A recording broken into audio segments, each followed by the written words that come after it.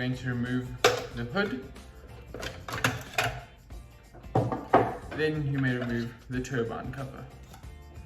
You will need the following tools to repair the Kreepy Krauly Dominator Lite automatic pool cleaner. You will need a star screwdriver, a size 2 Allen key, and a size 5 Allen key. In the Dominator Lite tune-up kit, you will find the following. You will find 2 rims, 2 mushroom inserts, a short drive shaft, a long drive shaft, 3 drive gears, and 3 extra bearings, as well as the bearing housing. First, what we are going to do, you're going to turn the cleaner to the side. You're going to take your size 5 Allen key, and we are going to remove the rim.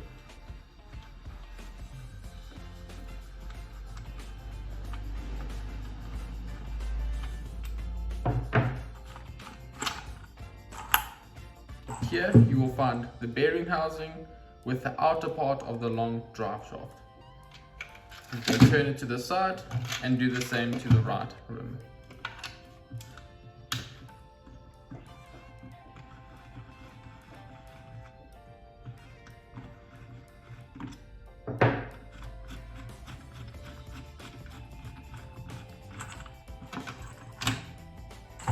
On this side, you will find the outer part of the short drive shaft as well as the other bearing housing.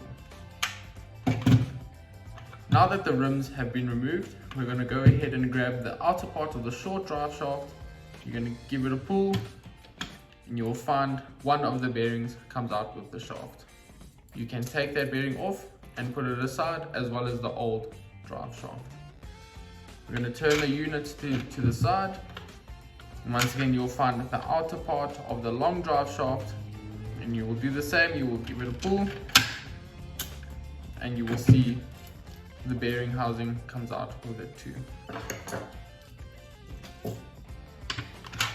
Now that the drive shafts have been removed, we're going to go ahead and loosen these screws so that we may take out these 3 drive gears.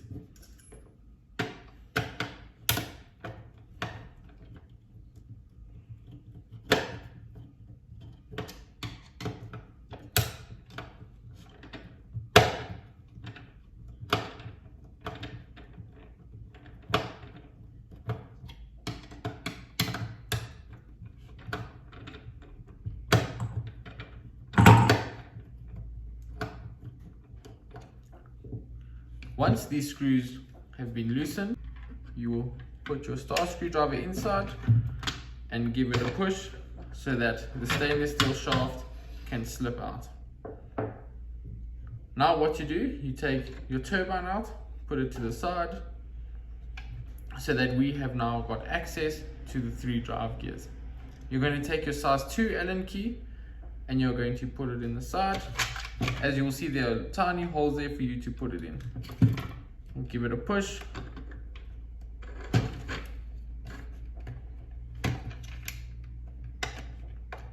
So that the shaft can slip out.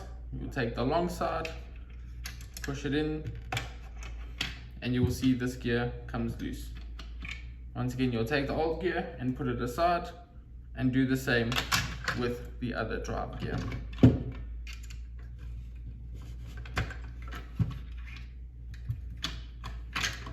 Now that all the drive gears have been removed, we may go ahead and replace them with the new gears. First, we're going to take our first drive gear, we're going to slip it into the middle one, and you're going to push the shaft into the hole.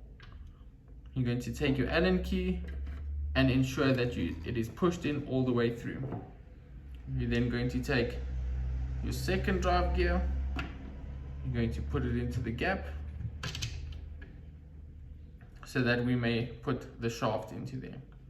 Lastly, we're going to take our third drive gear, we're going to hold it, we're going to push the shaft through so that the gears can stay in place. Once again, take your Allen key, push it all the way through until you cannot push it anymore. Do a little test so that you can see that you may turn all the gears freely.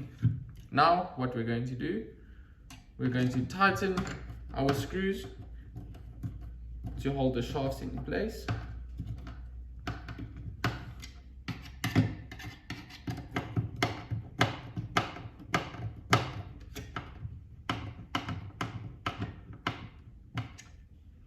Now what we can do is we're going to put the turbine back into place.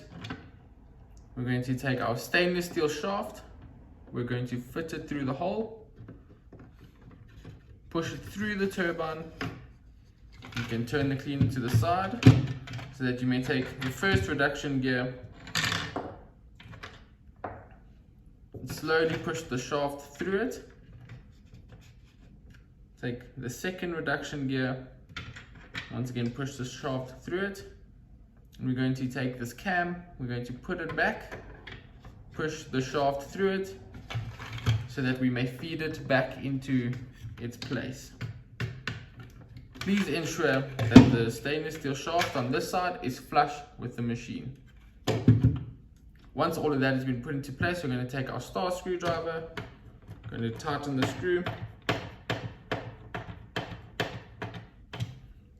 Once all the screws have been tightened, we're going to take our new bearing and we're going to slip it into its place. And clip it through all the way so that it does not come loose.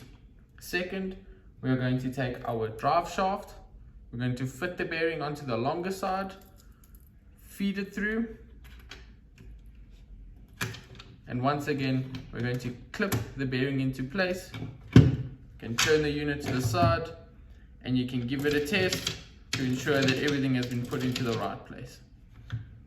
Next step, we're going to take our long drive shaft and we're going to ensure that this long part is facing out. You're going to take your bearing housing, we're going to slip it onto the long side. We're going to take our bearing housing springs, we can turn the unit to the side. We can hold the springs down so that they do not fall out. We're going to slip the end part of the drive shaft into that hole. You're going to compress the springs so that they sit on the chassis like so. And you may slowly push the drive shaft into place. Once the bearing housing has been put back into place, we can turn the machine around, ensure that everything has been put into place correctly. We're going to do a little test where you take the right hand side of the shaft and you spin it slowly so that you may see everything worked correctly. Next step, we are going to take our new rims with the mushroom inserts. We're going to put them into place. Going to feed that through. You can turn the unit onto the side. You will see that there is a threading for the screw to go into. Place it in, ensure that the drive shaft connects with the rim. Push the mushroom down and tighten the wheel.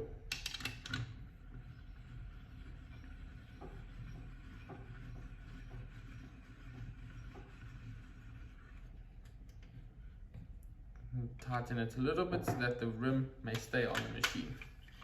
Once again, you can take it with your right hand, give it a spin to see that it does spin. Next, we will take our next mushroom insert, place it into our new rim.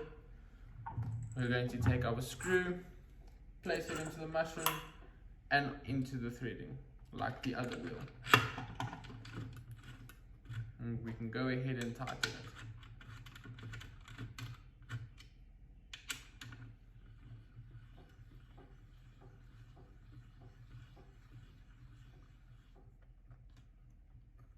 Make it a little bit tight to ensure that the wheel does not come off when it is operating.